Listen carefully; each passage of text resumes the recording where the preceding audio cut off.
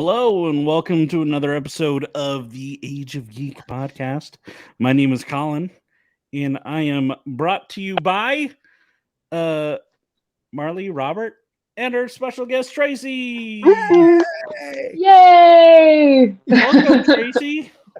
Thanks, guys. For those Yeah, of you who don't welcome know, back to the show. It's been like on you've for a never while. left. No. Tracy's on Movies That Make Us and is amazing. Aw.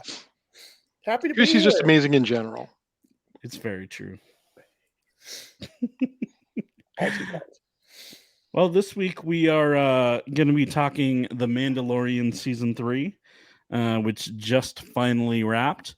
So this is a spoiler-filled episode. So if you have not finished watching and want to without spoilers, you should not listen. Baby Yoda dies, you Hey, guys. Can you?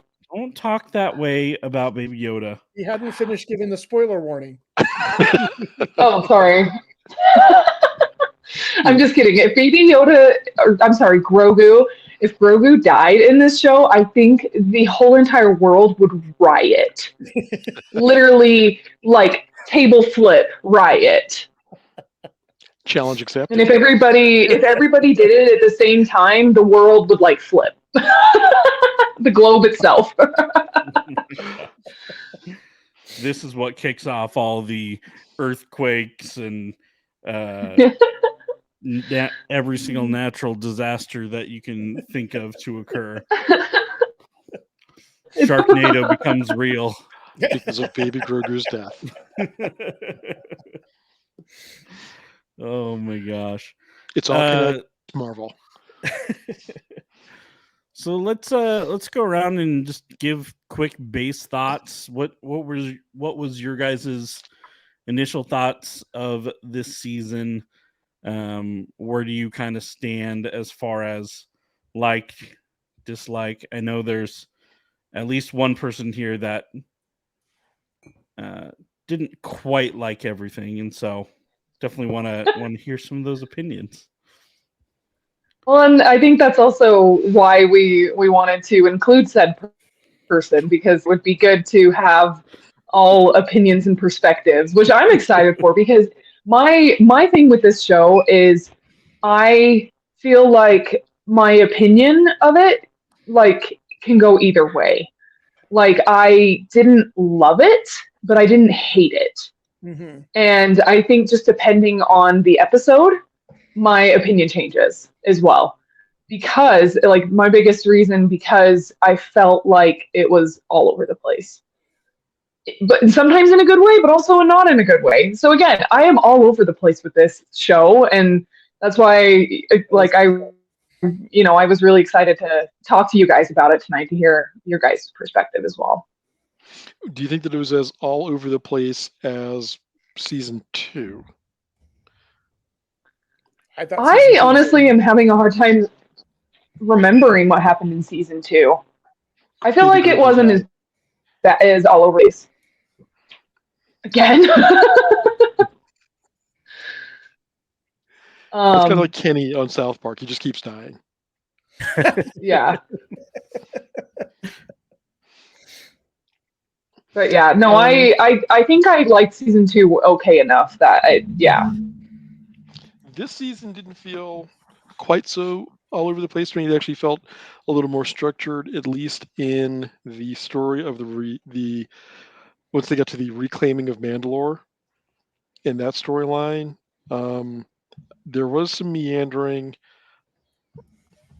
in spots for me, but I could see the overall, when you look at the overall arc after the season is done, it worked for me for the most part. See, what they should do is they should do the Mandalorian Book of Din Djarin, and they did the Book of Boba Fett, and now this one should have been the Book of Bo-Katan, because the show for this season was not necessarily about Din Djarin as the Mandalorian. Mm-hmm. Now it's Bo-Katan as the Mandalorian, and I'm not a Clone Wars guy. I've seen Rebels, but I just don't find that storyline as interesting. So from my perspective, I felt like they kind of lost focus on that, and they should have, I don't know, created a different show. I don't know. It used to be a standalone show. It used to be its own thing, and now it's like this whole nexus of all of the Star Wars, and I don't know if I think that's a good idea. Is it not a good idea because you feel it would, for lack of a better way of putting it, Marvelize things, trying to make it all so connected, even though it's the same universe in a timeline, in a part of the timeline they were already familiar with some of the story of? I don't know. Like I said, I haven't seen the Clone Wars. I'm not as familiar with the whole Mandalore and the history of the Darksaber and all that. And so I don't think there's a ton that you're missing from that, honestly. I mean, Clone Wars, if they probably only had like 5 or 6 episodes that focus a little bit on Mandalore. I don't think there was that much outside of it. I think Rebels did a really good job at quickly capturing a lot of that, but they didn't really dive into much of the history on the Darksaber in the Clone Wars either. I think they spent a little more time on that within some of the Rebels storyline, especially with Darth Maul having it for a bit there. The pieces that seemed a little out of touch for me were the whole New Republic remnants and kind of what they were doing there to kind of what's the word, rehabilitize Rehabilitate. Yeah, rehabilitate. Yeah. Thank you. The Empire employees, employees. basically, the employees, and the whole Dr. Piercing and Kane piece just kind of, I didn't really see much of a buy-off or a big buyout from having that episode be in there. I mean, there was a little bit to show, hey, they're doing cloning. They've done the same thing within Bad Batch. There's a lot of reference to cloning, and obviously that's kind of where they're steering towards, probably eventually getting into, how Palpatine cloning came to be, I would assume.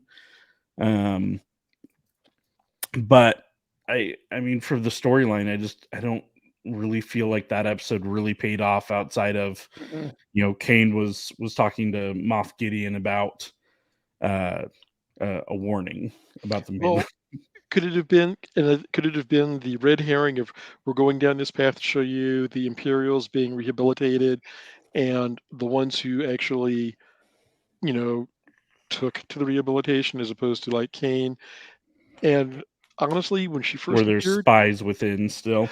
yeah, but that was the thing. When she first appeared, it was like, oh, here's somebody who went through the program and is an okay. Oh my goodness, what is she doing now? And that turn, especially with Dr. Pershing, was, for me, it was a hard turn. It was like, well, I did not see that coming.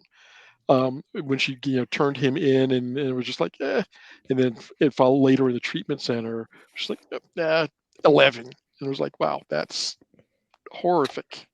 Which is weird that they would do that to when they're trying to finish all this cloning.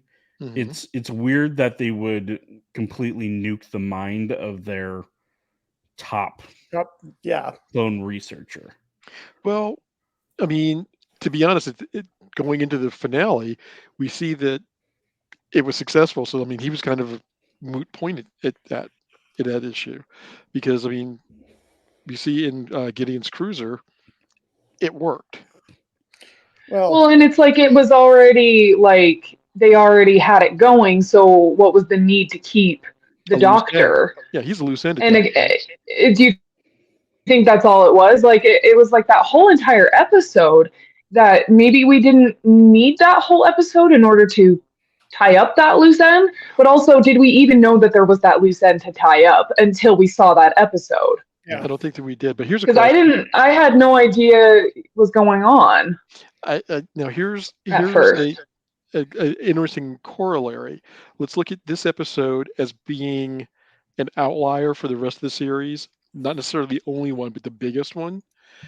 Does this, to compare it to another series, is this similar to either the episode 3 of like The Last of Us, where it's something of a different thing to give you a break from the storyline that's going on with Din Djarin, Bo-Katan, and the other Mandalorians, and then showing how this ties back in when we see Kane talking to Gideon, and then we have him reappear, in full in this episode. I don't think it was I think that as big of a payoff for yeah. how Last of Us did it. Last of Us did it to break up kind of the emotional roller coaster. No, and I understand that, but I mean, think of it in terms They didn't even break it up though. They just added more emotions. Very true. That we didn't know we had. Not in terms of the roller coaster so much, but so much as we've seen the Mandalorians doing what Mandalorians do. And now we're seeing something completely different on Coruscant with the rehabilitation program and this one guy who's trying to do what he thinks is good and right, that he'd started under the Empire. He saw it as a viable thing, was trying to implement it under the New Republic, and they're like, "Oh yeah, not so much, that we don't think so." And he goes outside, and we're kind of rooting for the underdog. And when it turns out that the underdog is not going to win this fight, it's like, okay, the universe, and we get the harsher edge of this is what the Empire was like when they were just like, you turned against us, well, you're done. Yeah. So not necessarily trying to remove the emotional thing, but just kind of like, you've seen all of this, here's something completely different. And then at the end of it, you find out, nope, we're back to where we were, kind of. So the more things change, the more things. Yeah, well, right. And I think the thing about this episode, so I have two thoughts about this episode. The first was that, like, while watching it, I like I said, I was kind of confused at first because I'm like, what is this? What are we watching? Who are these people and why are they important? But the more I watched, the more I was like, you know what, this is actually kind of interesting to see life after the Empire, but also it gave me a lot of Andor vibes, which is, a little bit different Star Wars story than a lot of us are used to. And so it kind of gave me like those kinds of good vibes. But then at the same time too, it does make me wonder if it was totally necessary / relevant. Red herring. Mandalorian season 3, because I would have loved to see an episode where Din Djarin and Bo-Katan and Grogu go on a bounty hunter adventure together. I would have loved to see something like that. I don't know if they were together at that point in the show. I'm trying to remember, but like either way, it would have been awesome to see like a little side adventure, and seeing more of like Grogu in action alongside Din Djarin, if that makes sense. I would have loved to see something like that. Hopefully we'll get that down the road. Yeah, I assume we'll probably get something like that in season 4, because right now, I mean, we haven't really known what Grogu can do until this last episode, right? This last episode, well, we've known like he's a Force user and can do stuff. He won that dart battle with Elizabeth the other Jack kid. But I mean, up to this point, like he's been pretty slow moving. Well, there was the episode where I think it was the Foundling, where they were training him, and he gets hit with the paint gun twice, and then Din Djarin's just kind of like, "Do your thing," and he's just like, "Yeah, the darts, yeah." And you're jumping around, just like, "All right, next." So we've Let's seen a little go. bit of it. We saw much more of it this And time. then Yeah. he throws the cave troll at one point, Yeah, or whatever that was. Mhm. Cave Troll works. Yeah. I think it's interesting. I think they kind of have an internal battle inside the writer's room as to how, excuse me, how quickly they're going to age him up. Like, how much is he going to talk? How much is he going to? Because they have him in the floating device egg thing. They've got him in the robot. They've got him walking. They have a yes and no button, which was great. I love that part. But Oh, I loved that. no. Grogu is a brat. But then This is why you don't think take your kid shopping with you. but I do feel like there's some stuff in the writer's room as to how much force he uses, how much he can be in battle. Yeah.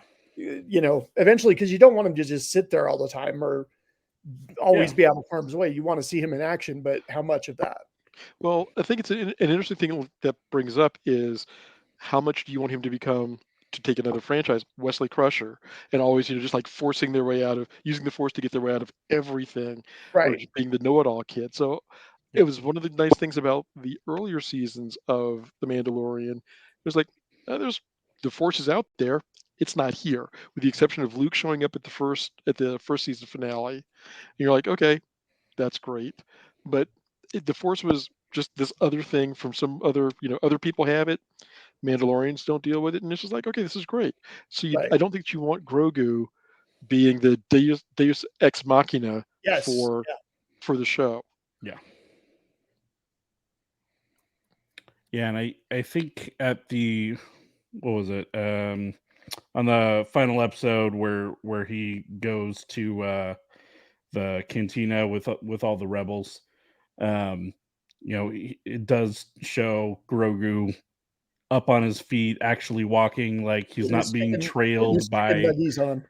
Yeah, he doesn't have his little space crib with him anymore. He's a big kid. He's grown out of it. He's got some training wheels now. It's great. Collin knows all about that. Oh, all too well. I definitely liked seeing all of the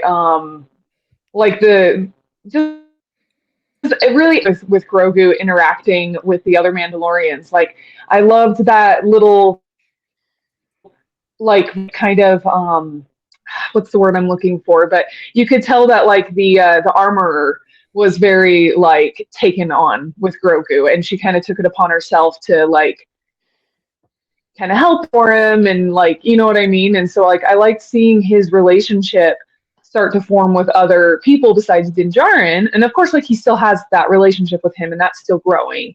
Mm-hmm. But even like his interactions with Bo-Katan, like I thought that was endearing. Like whenever they, like especially the episode when Din Djarin gets captured by that bug thing down in Mandalore, or whatever that thing was.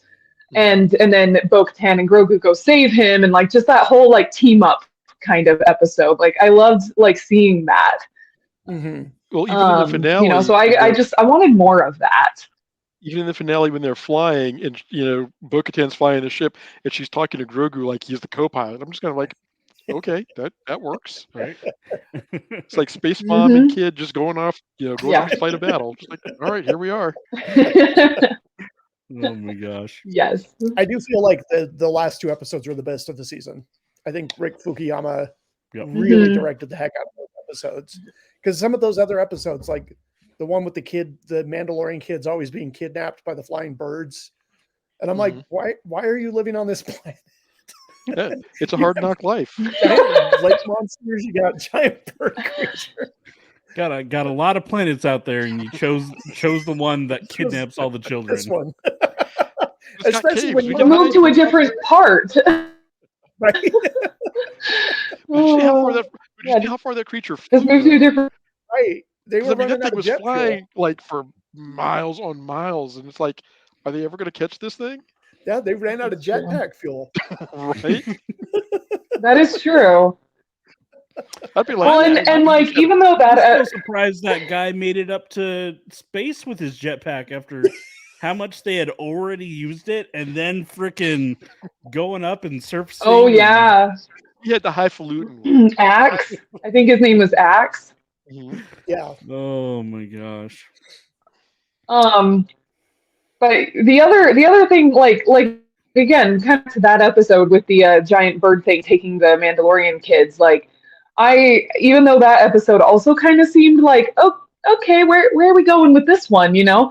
But at the same time, I also like it was a good opportunity for audience to see more of the Mandalorians, like their interactions with each other.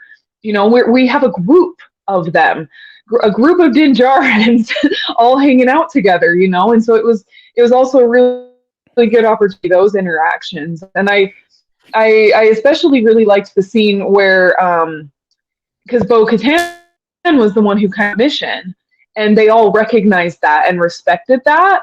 And so like when they were around the campfire at night and they were like, hey, time to eat dinner and then we'll continue on in the morning, and you know, since they all have their helmets on, this is the group that keeps their helmets on. He's like, hey, I'm going to go off to a quiet place on my own to eat. And they're like, oh, no, you are the leaders of this mission, so you get to stay at the campfire. And like, I really liked seeing like again, I like seeing those like interactions and kind of learning a little bit more about like some of their customs of the Mandalorians. Well, especially Because since there's a lot it's been more to so- them than just being a bounty hunter. Yeah, and it's been kind of gray as to where do things fall, like in any other Star Wars thing we've seen with Mandalorians, even with outside of Boba Fett, you've seen them without their helmets. Sabine Wren on Rebels, Mhm. Jango Fett. So we've seen Mandalorians and Bo-Katan and the Night Owls, and then you have this hardline group that's like, nope, never comes Right. off. Question. So this is one of the things that bothered me for this season. Like the armorer is such a hardcore. Like she makes Din Djarin go all the way back to Mandalore and bathe in the waters so that he can be a Mandalorian again. She Mhm. didn't though, because she didn't think that there was anything there for him to do. Yes, but she's basically like, you're out of the group. Like you are shunned. You are not part of us anymore. Yeah, if And he then wants she to be a comes part back of them, and then he welcomes her. And then Bo-Katan shows up and she's like, have you taken off your helmet? No. Okay, well then you're with us. And then all of a sudden she's like, you know what? Changed my mind. You can take your helmet off whenever you want. Totally fine. And I'm like, Well, I mean, let's face it, the armor is like the Mandalorian Pope, for lack of a better way to put it. She's the Mandalorian Pope, so she could be like, I had Oh my god. You can have your helmets off. We'll keep ours on, and we'll just kind of agree to disagree on some things, and just omnis, and just walk off. all right, I'll Did accept that. anyone else get vibes that the armorer had like some other agenda? I totally thought she was going to betray him. I thought Yeah. that maybe she made Moff Gideon's armor Interesting. because I did it's not kind get of that at his- all. his helmet Oh, was shaped like hers. Yeah. And I I'm kind of like, went Darth Maul with his helmet though. that too, but I'm like, with the spikes. that's supposed to be hard to work with, and you have to be trained. And so I totally thought they were setting it up that she was Dude, going to have. he has the finest Imperial armorers to work with or to work Oh, yeah. for him. But I just thought that And they got like he real has forges, not so just like much. almost a forge. Yeah. Well, and then his army of non-Mandalorian Mandalorians. Mandalorians. Stormdalorians. There you go. Stormlords. Thank you. Stormlords. They just come out of nowhere and they're like, yeah, cool, we can do this too. And it's like, where did all this armor come from? Like, supposedly these the forge has been turned off all these years, but how did they make the armor then? he They says got, that they got starships with jet engines. It's like, that's hot. Yeah, that's definitely hot enough that's to gotta melt be Beskar. that's got to be a crappy job. You're just like hanging out in space. Oh no. We lost him. Where did Robert go? Robert. Moff Gideon got him. Oh no. Oh Oh, He no, gave not away the Moff secret Gideon. of how they were. He's a clone now. Oh, no! Robert's my going to gosh. become a clone. He gave away the secret of the Oh, He's Force. back. You're not a clone. Or are you a clone? Ah! Which Robert are you? I have been instructed by counsel not to divulge. Wait, Council, did you receive the rank of master? He can't confirm or deny. Man. Oh my gosh. Did anybody else feel like the final episode almost felt like a series finale? That it was I think what? it could serve as one. It almost felt like a series finale, even though we know we're getting a season 4. They've already written it. But was this done before they knew that they were committing to more than the season? Because I think that it makes a nice stopping point.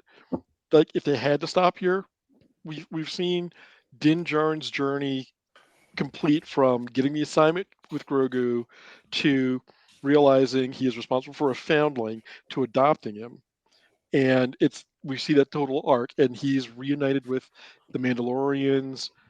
He's at peace with where he is in the galaxy, so to speak. So I think that it would have made a great finale if it had been for the series as opposed to just the season. And I think that we get to look forward, hopefully, to, like Marlee was saying earlier, hopefully getting to see the adventures of Bo-Katan and Din Djarin and Din Grogu. And I've got a question about that in a minute. Going off and just having space family adventure, just like, oh, here we go, we're going on a bounty hunt. Woo! I want that. I want that so bad. It'd be fun to watch because I would love to see the dynamic of Grogu goes to do something. Din's like, hold on, and Bo's like, let him go, let him go. Oh my goodness, he's a big kid now. Let him go do some stuff. Yeah. And then like every now, and like every now and then they could go meet up with Boba Fett and what's her name? And they can, yeah. And they can. Yeah, and they can go to Tatooine and go hang out with them sometimes and help them with anything or just to visit. I did like the concept of him being a freelance operative working for but not working for the New Republic as a bounty hunter. So he gets to have his cake and eat it too for the most part. Mm-hmm. I wonder if they'll try to toss him in that New Republic show then. Which New Republic show? There's no New Republic show. This is not the show you're looking for. That was the Cara Dune or it was supposed to be, yeah. But wasn't there supposed to be one with I cannot remember his name, Trapper Wolf and the other pilots? That was part of that. Like space cops. Yeah, Cara Dune was going to be a part of that. And still say recast her, just call it good. Like, be done. Seriously, I don't know why they don't just recast her. Or just get over it and let her play the part. I don't know. That's my opinion, but she was pretty. She's a big liability. I don't think there's any way. Yeah. I mean, they recast Rhodey in Iron Man. They could recast her. Sure. I guess that's true. But so something I was reading online. So Pedro Pascal was barely even there on set this time. He wasn't on set at all. Yeah, it was just the other two people who were in his suit. And so he's basically just getting paid a buttload of money for just being the voice. Yep. And wow, really? Probably just chilling at home, just The Last of Us. bringing in his lines. Yeah. And so he wasn't on set at all this season. Yeah. Do we think that they're going to try to continue to carry that on? Like at some point, does it just not make sense to? Well, he hasn't been on set for most of the show. Honestly, he's only been there the couple times that he's had to show his face. So the rest of the time, it's been the body doubles doing the suit work, and he's just been doing the voiceover. Which is so interesting. Yeah. I'd be It's like, is that curious just to like their see how much loophole they to make. not pay him as much? Oh, I'm sure he's getting paid. I'm sure. Yeah, he's handsomely. probably getting paid. Well, I like, mean, full-time like still. the rest of it though. Like, yeah, I don't know, because what about those stunt? What about the stunt doubles or the body doubles? As he becomes more and more popular, and working on more things, that's how this show's going to continue. Well, Yeah. even in Because he doesn't universe, have they to do, physically be on set. and they do the same thing in the universe. I mean, they just licensed James Earl Jones's voice Yeah. to be Darth Vader, and because I mean, the man's Mhm. only, you know, he's in his 80s, I Yeah. think, and how much longer is he going to be able to voice that character for whatever incarnations they want to put him in? Yeah. So it's not unheard of, and I mean, they did the same thing with Doom Patrol with Brendan Yes. Fraser, Yes. and also with Matt Bomer. For his character, so it's not unheard of in the industry to go. We just want to Right. we want to use your voice for this character. It's the voiced acting that's just not animation. Yeah. Well, did you guys see the interview where he talked about how it's hard when parents want him to use the Mandalorian voice for the kids? Yes. Yeah. I didn't see this. No. He's like, it's so hard because a parent will be like, this is my kid, and this is the guy that plays the Mandalorian, and the kid's like, he doesn't look like Mandalorian. It's like, tell him you'll bring him in cold or you'll bring him in warm. And he's like, I have a real hard time doing the voice in front of kids because he goes, it's a sexy bedroom voice, but then they distort with a little bit of a metal hollow sound. So he's like, so when I'm bending down to the kid going, I can bring you in, or I can bring you in cold. It's like, it's just creepy. I don't like doing it. Yeah. He's just great. Oh my gosh. Brooke Marlee. At least, yeah. Like It's a- every interview I see with Marlee's him, Good just thing like, he has the please, sense to, please like, use the realize voice that. on me, he just seems like Pedro. So can we talk about that episode that had 3 cameos? please. I mean, one of these was it was okay. like really, like it was really like kind of an odd episode. I liked it. I don't know. It was such a weird episode. What are your guys' thoughts on it? What is it? Does anyone have the list of what that was? Episode 6, 5? I can't remember. I don't remember which one it was. So I did not have a problem with Jack Black being in a Star Wars film because Jack Black doing Jack. That's the thing. It's like whenever Jack Black is in something, it's Jack Black. Yeah. But I'm like, he's chewing the scenery. I'm okay with it. Lizzo is a very nice lady, and I'm glad that she was super excited that she got to be a part of it. She cannot act like at all. It was so bad. And then You take that back. I love She was him. I fine. love him to death, but he just I don't know. He seemed like all 3 of them seemed like they were in a different episode. Yeah. Yes. Yes. Oh You my are gosh. right. It didn't Yeah. it didn't take Yeah, I me could totally- out of the story as much as I thought it would have. Mm-hmm. You know, with Jack Black being Jack Black, I mean, he just kind of fits into everything, I feel like. Yeah. And him having just kind of that out there Him being Jack Black. yeah, with a baby yeah, in basically space. it fits in well with even like a lot of the random Clone Wars and Rebel characters that you would see that have just these completely out there personalities. I think that for me, the day I didn't watch the episode until later that evening when it released. So Oh, you got earlier spoiled, that didn't you? day, I got spoiled just with a picture of Jack Black, who Oh I my recognized. gosh, I got so I'm just many kinda like- spoils. My gosh. But that was the only thing. So when I finally saw the scene, I'm like, oh, okay, that's fine. And it didn't bother me because it wasn't. When I saw the picture at first, I didn't have context of where it came from, so that Mhm. didn't bother me quite as much. However, Doc Brown, I kept going, Marty, get the car. I was just waiting for that to come up, and it never did. I was disappointed. Unfortunate. Dang it. I hate- As soon as they showed him, I was like, it's him. yeah. Yeah. Oh, you can't not see him and not go, Aha! It drives me nuts that not like it used to be you'd at least get into the article and there'd be like spoilers below and then there'd be like a page break. Now they're putting the spoiler like in the headline in the news feed. Mhm. Like It's first like, day my- out, like it's Yeah. literally You been mean out you mean Photo for and 6 the headline. hours. like come on. morning of? Yeah. Yeah.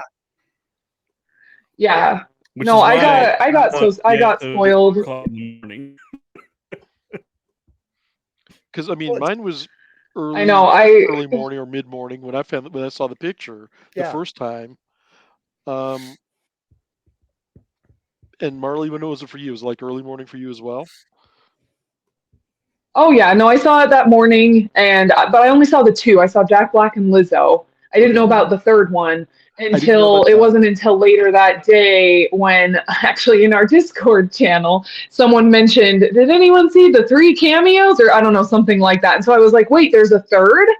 And I had no idea about that one until you see on in the episode, and you're like, "Oh, okay, that's awesome that they got Christopher Lloyd on here," you know. I feel like I thought I was gonna hate that episode, but I ended up not because like I feel like Jack Black, like especially with that city or that country or who or whatever they are, whatever principality they are, like I feel like it was already kind of eccentric anyways. Yeah. And so, Jack Black fit like right in.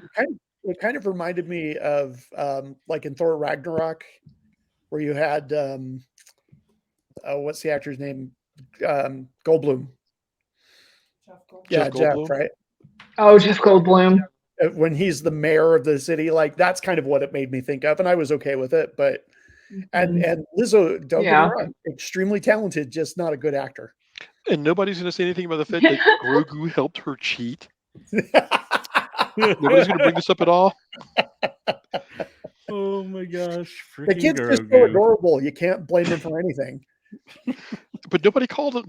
Well, they're not going to call her on it, obviously. No. But I mean, I was just like, did he just put that through all the hoops for her? Yes, he did. Yep. Okay. He sure did. Yeah. All right. That just happened. Oh my gosh! So, oh goodness. I had a friend post a theory, and I want to get your guys' thoughts on it.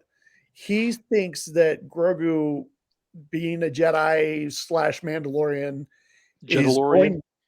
Jedalorian is going to have to forge his own lightsaber, and he's going to reforge the Darksaber. Ooh, interesting theory. Because I was like, it kind of felt like the Darksaber again, because I don't know all the Clone War history and all that, but I was like, it just kind of made it be like this really important thing, and then the rules kept changing on who could have it and why, and then it gets destroyed, and I'm like, it's cool. Well, here's another thought on that, because the Darksaber, I didn't watch Clone Wars, and I didn't make it all the way through Rebels. I don't think I even got to the point where they saw the Darksaber in Rebels, but the lore of it I got all from the Mandalorian. Right. And it can't be given away, it has to be won in combat. I thought it was an interesting part of the mythology of it. But here's a thought. Like Din Djarin said, Bo-Katan saved him when he got captured. So by rights, it is hers because she defeated the enemy that defeated him. So there's a through line for that. But now that she is acknowledged as the leader of at least half the faction of Mandalorians, if not all, by virtue of having the Darksaber, the fact that it's been broken removes that as a piece for, well, if I beat you in combat, I could take this from you. It's like, well, you can have the hilt, but it's no longer the Darksaber. Mm-hmm. Yeah. So I mean, it could be that kind of just solidifies her as the leader of the Mandalorians at this point, or the head of Mandalore. It's definitely not the last we've seen of that Darksaber. It means so much to their people that I couldn't see it just being gone forever. There is another. No, just kidding. So, right. Clones. I'd be clone willing saber. to bet that we will probably see Bo-Katan in the Ahsoka series because we're gonna see Sabine, Yeah. right? And so there's probably gonna be a connection there. This And- live action Sabine looks great. Yeah, I'm I don't know who Hera- Sabine. for that. I Yeah. really like Mary. I can't think of her name. Elizabeth. Oh shoot. Winstead Yes. as Hera. Hera just looks a little odd to me in real life, but I thought that Sabine looked great. Yeah. Have Twi'leks in other Star Wars settings looked weird to you? I don't know. There's just something about that makeup that just looks a little off, but I've only seen little bits and pieces, so I'm withholding judgment. Look at you. So David Hyman. my thought with the Darksaber there in the last episode, I feel like it was odd to me because like Moff Gideon was fighting Bo-Katan and like it was a cool fight and everything, but then he was like, the Darksaber is mine, and then he like destroys it, and it's like almost like that. If I can't have it, no one can kind of like deal. And I was just like, That strikes me as Gideon. okay. Very Gideon. I mean, Yeah, I don't know. I just felt like it was a little too this like it was guy's like a tantrum. Look at how he was with Grogu. Let's start there. Basically, if he couldn't have it, he was like, kill the child if the client can't get it to me, no one gets to have the child. It's like, well, all right. Sure. Yeah. So I mean, I think that's very on brand for him. Like if I can't have it, then although, he was kind of beating on her until the last second when the cavalry comes in and kind of intervenes in their fight by way of a star cruiser. Yeah, I was gonna say, like, it wasn't even like by combat that he was defeated. I mean, he almost was though. Mhm. Like I think they were really close, but at the same time, like I felt like having that Star Cruiser crash into everything, and then like everything like blows up and whatnot. I felt like that was like almost too easy. Did anyone else feel that way, or is it just me? Well, I No, it mean, was easy. Moff Gideon definitely isn't dead by any Yeah, we never means. saw a body. We never saw a body. Star Wars 101. Yeah, that's right. No body, you don't no see a dead. body, you see someone fall to their death. I'm so in for Mace Windu. No body, no dead. Right? Mace I mean, Windu they haven't explained how Palpatine came back yet, so I'm still waiting on that one. Clones. But but I don't know. It seemed fairly definitive. Maybe there's a cloning facility and there's like 10 more Moff Gideons out there. Oh, wait a minute. What if Palpatine put his mind into one of the like some low level Imperial goon, just like my thoughts to your thoughts, and just basically just impressed himself on this guy, and it was like, okay, well, time for me to like take over. Yeah, that's my theory. I think that this specific Moff Gideon was a clone. I'm going with the mustache theory. Mustache theory. It's a theory that's out there right now. In the first 2 seasons, he had a mustache. In this season, he did not have a mustache, and none of his clones had a mustache. Meaning, A, clones cannot grow mustaches.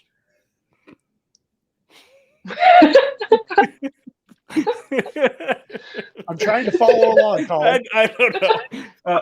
But also, the guy's wearing Beskar. It's flame resistant. Like, resistant, but that was a whole starship blowing up on you.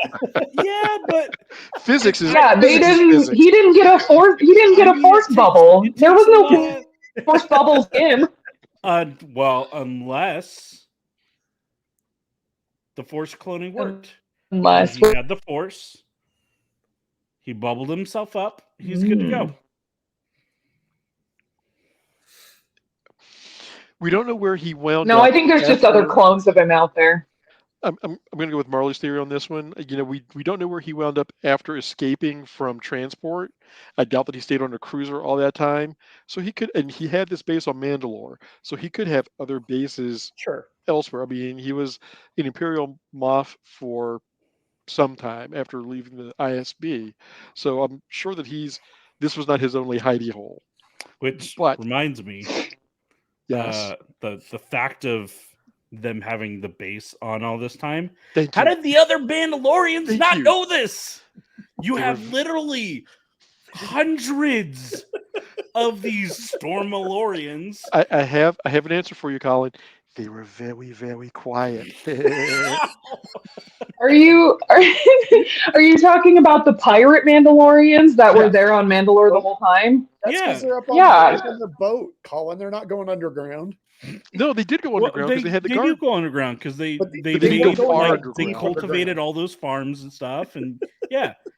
I But mean, considering been considering where the around. forge was and where that base was, And they knew where the forge was, Yeah. meaning they've been to the forge.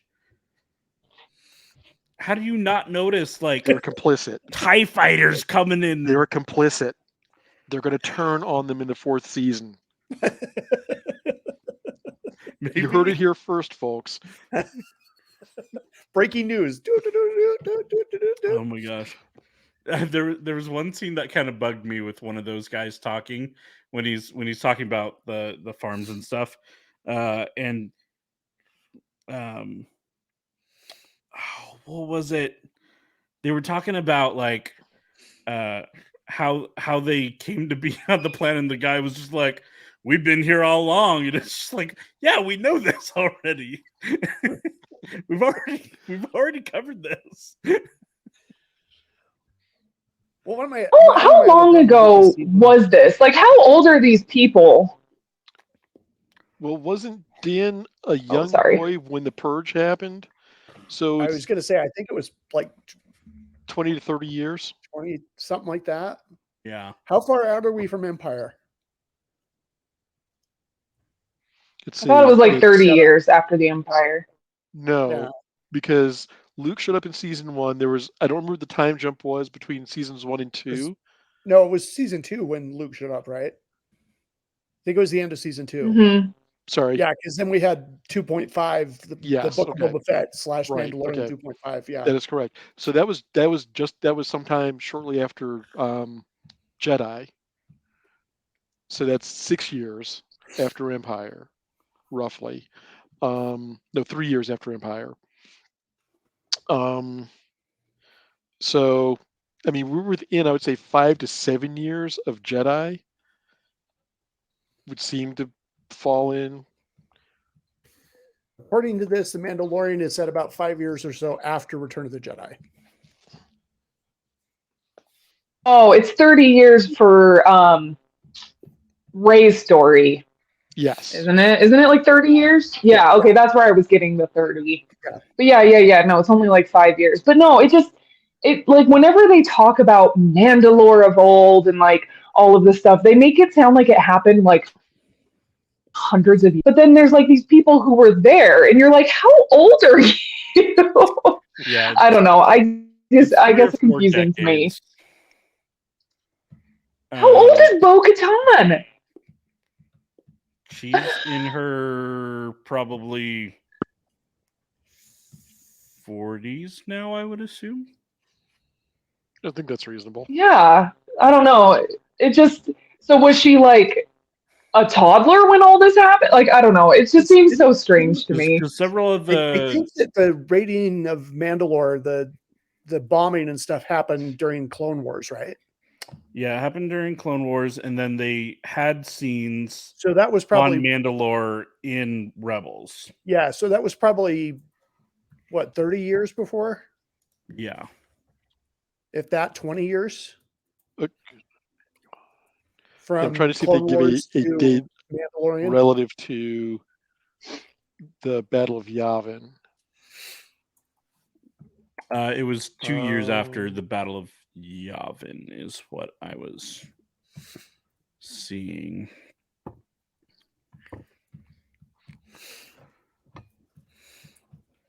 But I don't yeah, see anything Marlee, you are specific right. that They talk says- about it like it's ancient history, but yet it's like the 80s to us. Okay, but here's the thing: when your planet has been bombed to glass, Yeah. ancient Mandalore doesn't have to be that far gone. I mean, Honestly. Like, hey, they turned my planet to dust. Well, all right. Yeah. So just a consideration.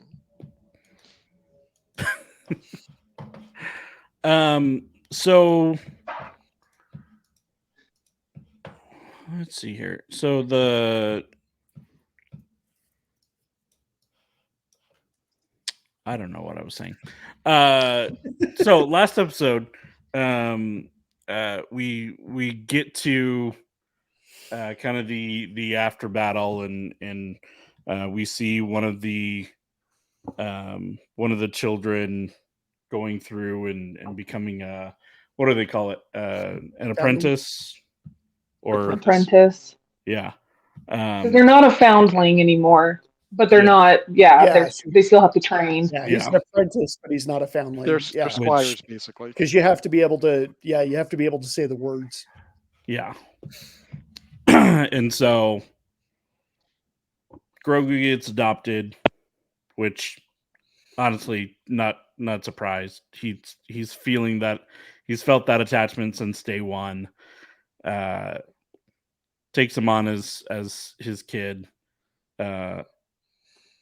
Now becomes Din Grogu. Din Grogu. Which had There's no my clue question. that the first name was like their surname. But it's not something that we've seen before because Boba Fett took on Jango Fett's surname, and it wasn't Fett Jango or Fett Boba, or to our knowledge, Ren Sabine. Yep. Yeah. So That was interesting. I mean, and I'm wondering if it's something with like we wear our Death helmet Watch all the time. Well, specifically, the Children of the Watch versus the not Children of the Watch, where their part of their thing is we don't take off our helmets and our surname comes first. Whereas the Kreese family, their surname is following their given name, and the Night Owls and all the other helmetless Mandalorians. It could be another cultural thing. Well, and maybe Grogu Jaren is a little too much of a too much in the mouth. You know what I mean? Like Grogu Jaren, Grogu Jaren. Like I don't know. Like I feel like it's just like too much, too many consonants. So it was just a random choice, and they decided to. And they flipped a coin and went, way. "We'll just go one way or the other." Yeah. Perfect. That's what it is. Like maybe I don't know if that has anything to do with it either, but I don't know. It just Grogu Jaren is just a little too weird. I guess it doesn't flow. Hey, look, it flowed for Apollo Creed, so because it came right off for him. But and they didn't show on camera, which I thought would have been a nice touch because he has a relationship with Grief Karga that, you know, this is no longer a family. This is my adopted son now. Just that little interaction. Although we did get to see him getting the deed to Casa Din now, I guess. And then, you know, watching the sunset while Grogu tortures frogs. He's gonna eat them. He's like, no, that's true. But I mean, the frog's just like, I just want to swim, and he's like, no, I'm up here floating now. he's like, this is amazing. But we also see in that cave for a split second, Grogu connects with the mythosaur. Yes. Yeah. Yes. Which I think is going to be a huge I think he's going to ride one of those one day. Oh, 100%. Pet. It's going to be his pet. He's going to be Can I riding keep it? It followed me home. He's going to wear the Mandalorian helmet with the Darksaber that he's reforged, riding the mythosaur.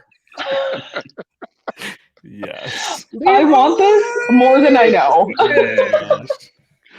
The only thing Mr. Fett is The Night Begins to Shine playing in the background. Oh my gosh.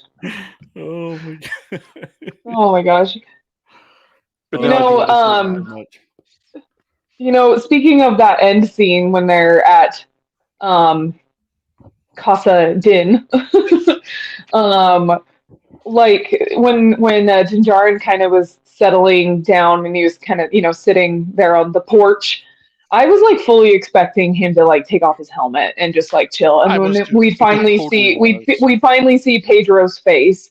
But then it didn't happen, and kind of back to our earlier conversation about how he wasn't even like there. I guess that makes more sense. Yeah, I think they might have wanted him to, and then the scheduling just didn't work, so they're like, eh. And at that point, they could have just face mapped him onto the actor. But yeah, I think that we would have known. Well, no, but I think that given all that he went through to reaffirm himself in the way that he was brought up, it made sense for him not to. Yeah, and but he was alone. Does it matter?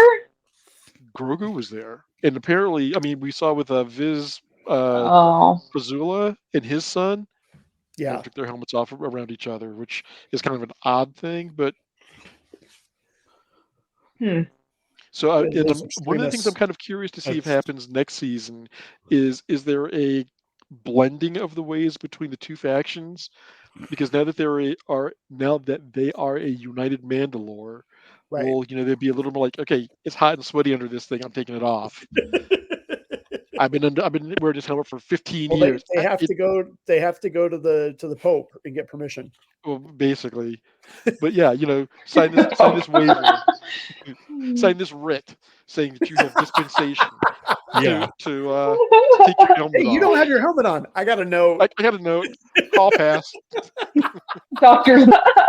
Like you don't really see any Mandalorians and their partners through the series. Like, do they have partners? Do they have partners? Do they have? Do the wives just get eaten by flying creatures? No. But could they be relationships of convenience? And then once the child is born, they're raised by one or the other to become from foundling to apprentice, and the other is just off earning money or whatever. So I had a dream mid-season, and I told this on the Movies That Make Us group, but you guys haven't heard this, and it's pretty amusing. So I hope you enjoy. But I in my dream, I finally got my breakthrough, my dream job, and Jon Favreau had hired me to direct an episode of The Mandalorian. Do I need to make a call for you? What's that? Do I need to make a call? Because we'll make this happen. So I get the script and I'm very excited, except I find out there's going to be a sex scene between Din Djarin and Bo-Katan. Yes. And I'm trying to figure out on how I'm going to stage this because it has to be Disney Plus appropriate. And I'm trying to think of how you can sensually stroke a helmet. And Jake said if that scene doesn't end with Bo-Katan smoking a cigarette in bed going, "This is the way," then it's also not. So Jake's like, yeah, you gotta have Din Djarin with his helmet, Bo-Katan without her. She's smoking a cigarette saying, "This is the way." Okay, Tracy. This is not quite the case where Val challenged me to do that psychology scene with Bucky being. We can do this. I'm not saying that it's going to happen. We have potential. I'll just leave it at that. Okay. All right.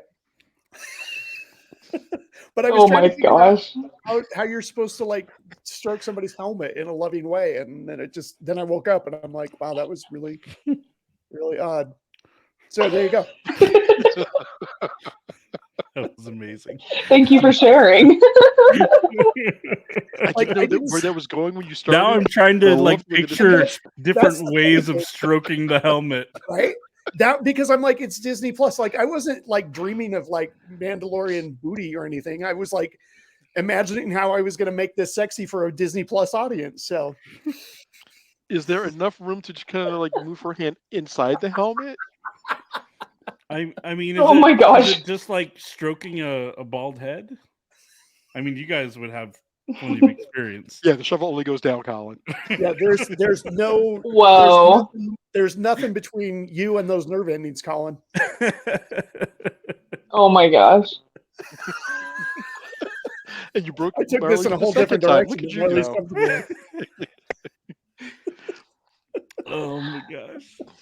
Well, okay, so here's my thought on all of this Mandalorian-ness.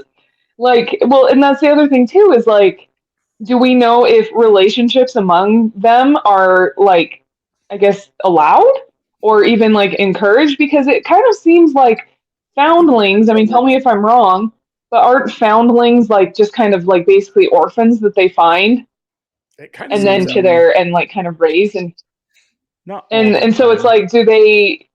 Yeah, because like yeah, because there was the one guy, the big tall guy. I can't remember what his name is. Paz I think it's- Vizsla. yeah, he had a son, but we never Yeah, saw he said it was his son. But was it an adopted But also, son or biological son? that true. Or like, did his wife die or something? And maybe she wasn't a Mandalorian, and so she Well, died. Or they were more maybe like I don't know. Mandalorian, Well, and then he got upset and like became part of the sect. So they Many went out of their questions. way to mention that he wasn't a pure-blooded Mandalorian. Yes. Or that Din Djarin wasn't. Din Djarin Correct. was adopted, but there I can't remember what episode it was, but they made some comment around I kind of him remember that. not being a pure blood. Okay, so apparently Wikipedia has an item on this about Mandalorian marriage. And Oh, we're gonna learn something new today.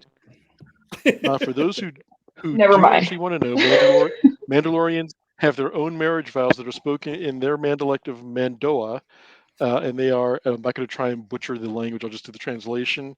We are one when together, we are one when parted, we will share all, we will raise warriors. So apparently there is marriage within the Mandalorian culture, Okay. but it'll be interesting to see if they do between the Children of the Watch and the Night Owl factions, whether they're allowed to cross-pollinate. Cross-pollinate? Robert, no. Because crossbreed just sounded really weird. Cross-pollinate was about as good as I could make that sound.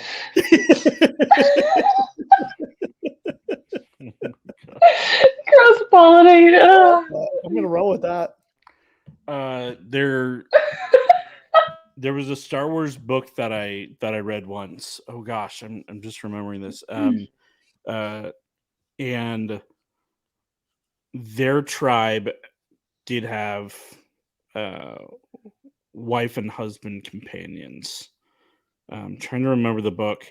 It was one of the Revan books.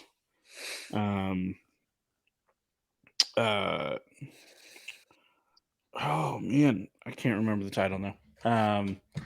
But yeah, that did happen. But apparently, there's lots of polygamy in Mandalorians as well. So they do can, we? They can marry many. So I have to ask this question then: do we ship Bo-Katan and Din Djarin? I did my dream. Let it be written. This is the way. Up here, it's already done. Oh my gosh! Well, like Queen I and wouldn't be Consort. surprised. Would it be I don't like Queen and know. Consort at that point? And does the Pope I don't know, sanction just that? to make more Mandalorian babies. I don't know. And that was one of my things is, it's like you've got these two factions. There doesn't seem to be a ton of Mandalorians after the purge. So do they have to repopulate the planet? Repopulate. I got the feeling they do. What does the Armorer Pope say about this? We should get her take on it. Well, and I'm sure there's plenty of other factions out there right now that we just haven't found, right? Like these two were the most prominent right now. That's probably true. It's a big galaxy. It is a very big galaxy. Oh, sorry. What is it? It's a great big universe where we're really puny. That's what it is. Oh my gosh. Any final thoughts? What? How would you guys rate this season? We'll go movies that make What's us our rating scale? system here. Letter grade. Letter grade. Letter grade. I'm probably going to go B-. I felt like this was the least successful season. That's not terrible grade, but I do think that they need to. There were a lot of episodes where I felt like the timing was off on the dialogue. A lot of the action scenes didn't flow as well as they had in the past. It felt Like it wasn't directed or edited as well. A lot of loose ends, a lot of loose stories that kind of meandered that didn't really become clear until the final couple episodes where the season was going. So it was all right, but it wasn't my favorite. Okay. Robert? As a not a stark contrast to Tracy, I'm going to give it probably a B. I'm not quite sure I want to give it a B plus. It was entertaining for me. I don't share your point that it took too long for certain storylines to wrap up. The fact that they did wrap up by the end, or some of them tied up, not even neatly, but they were concluded to some degree by the end, was fine for me. There were episodes that were, a little off kilter and distracting, and I think that one of the things that we've kind of gotten used to now that we've had 3 seasons of this is the first season of The Mandalorian was groundbreaking because it was new and completely uncharted territory with the Star Wars universe. And we kind of got spoiled in expecting certain things. And now they've kind of tapered off and leveled out. And we've just kind of hit like a bit of a plateau. If we get the Bo-Katan, Din Djarin, Din Grogu team up that Marlee wants, maybe we have, high adventure again in space with them tracking down bounties. But for what we got, for me, I think that we saw, as I mentioned earlier, the arc for Din Djarin going from bounty hunter after an asset to adoptive father with his kid, and watching that relationship grow over the last season and a half. So I give it at least a B. I could be talked into a B plus. Okay. Marlee? Yeah, I even before you guys said anything too, I was thinking a good solid B as well. I definitely, like, I was entertained. I enjoyed it. I looked forward to it each week just to see where they were going to take the story next. What were they going to throw at us next? Where was Jack Black going to show up? Like all sorts of things like that. But at the same time, like I still feel like they tried to introduce like too many kind of aspects into one season, one set of 8 episodes, where I kind of feel like maybe if they had a few more episodes, maybe they could have fleshed out some more of these different plot points, and that would have been awesome. Okay, but Marlee, think about it. I kind of do feel like it was rushed for time. We got one thing that I never knew I needed, and that's a jetpack dogfight. That's a good point. I mean, I didn't realize I needed it until I'm in the middle of watching it. It's like, give me all of this, please. Let's go. Yeah, that is true. That is true. There were some really good moments in this season, and we definitely got some really fun Grogu moments as well. It was really fun when he was when he was controlling K-12 and was, we got... No, not K-12. Oh, yes. Come on. Isn't that what it's... Isn't that? No, IG-11. Oh, what did I say? K-12. Isn't it K-12? What am I saying? That's a mountain. Okay, whatever. You're mixing the two with like K2SO and K-12 is a mountain. Or K-13s, kindergarten through 12th grade. Okay, anyways, IG-11, right? Yes. IG-11? Yeah. No. Yes. Yes, okay. Yes. When he was controlling IG-11, because it was like a whole nother, like, not another, but like, it was just like seeing this extra version of Grogu's personality come through. Yeah. Yes, exactly. Way more personality. We got this wrong again. It's IG-12 in that moment that you're talking True. about. I thought it was IG-12. I thought that IG-12. Oh, it is 12. It's IG-12 when he's the mechanized. He's IG-12 like when he's the transport sheriff. unit. Yeah, that's what I thought. It was like he's IG-12 as the sheriff, but I thought it was IG-11 still when Grogu was playing Mech Warrior. Was it? Yeah.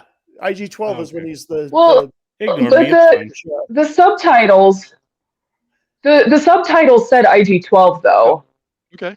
I remember That's where I was at. And then I remember towards the end of the episode when they brought back IG-11, I remember thinking, oh, that's a different number. They went backwards. So anyways, no, I thought that there, like I said, there were so many fun moments season. So it's like, it was still a good season. And I hope that they do more. Like, I mean, yeah, we know a season 4 is coming, but like, I'm just excited to see them expound even more on these characters. Yeah. I'm gonna give it a B+. I think they're going in the right direction for most part. There were a couple things that were a little confusing for me, storyline wise.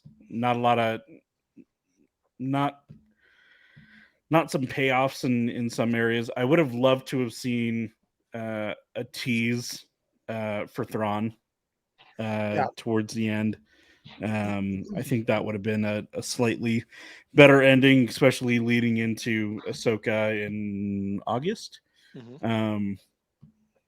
But like the level of humor to action ratio, I felt was really well.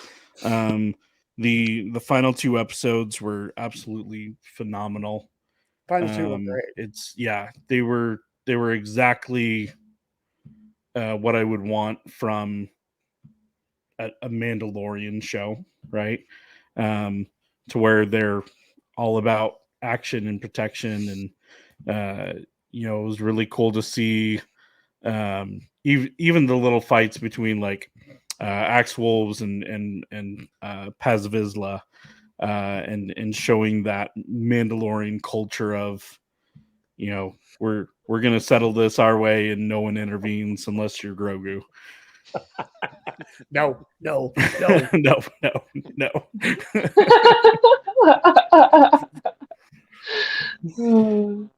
All right, guys. Well, let us know your thoughts on this season of The Mandalorian. Join us on our Discord, discord.ageofgeek.com. You can follow us on social media at Age of Geek Media everywhere. It's great. You can make sure to follow Tracy and all of his shenanigans over on Movies That Make Us. Shenanigans is good. And thank you guys so much for joining us. And until next time. Thanks, friends. Bye. Cheers. Bye.